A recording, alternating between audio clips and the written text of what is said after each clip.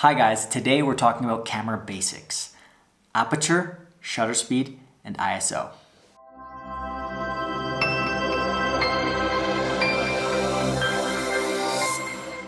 So I meet people all the time who have really nice, expensive cameras, but don't really know how to use it or even where to start. So let's hope this illustrated example can help you out. Alright, when I'm using my camera, I always start with aperture. The aperture controls the size of the hole in the lens. The larger the opening, the more light you let into the camera.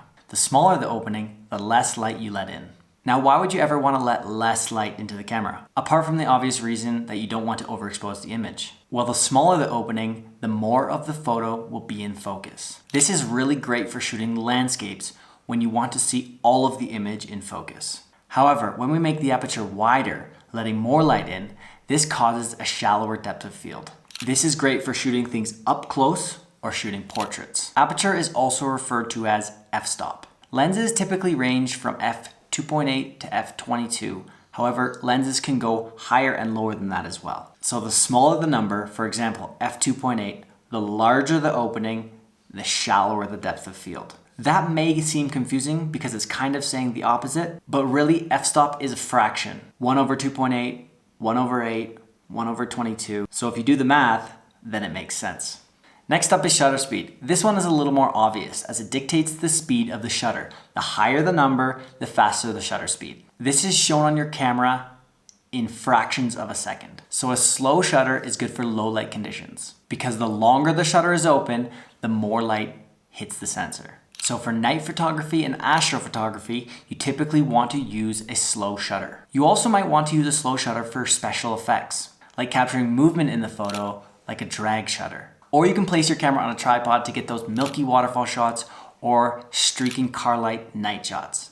Now on the other hand, a fast shutter is great for photos with high amounts of movement. For example, sports, action, wildlife, etc.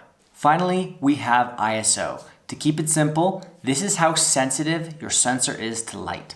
ISO 100 is low sensitivity and ISO 3200 and above is very sensitive. However, there's one problem. The higher the ISO, the more grain or noise we introduce to the photo. So if we're shooting high quality photos for print, we want to keep the ISO as low as possible.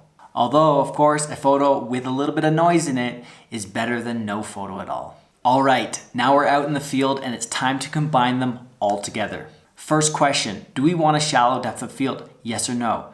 Adjust f-stop accordingly. Next, do I want motion blur or a sharp object? Adjust the shutter speed. Now after adjusting those two, is my shot over or underexposed? Adjust the ISO accordingly. However, try and keep this as low as possible. You could easily get a great landscape shot with f10 instead of f22, and this would allow you to lower the ISO a bit. All right, now here's the last and most important thing. Go out and shoot as much as possible. Find photos you like on Instagram, Tumblr, etc. and try and replicate them. Copy the pros. Once you feel confident in your own ability, then you can develop your own style. All right, I hope this helped. Take care and good luck.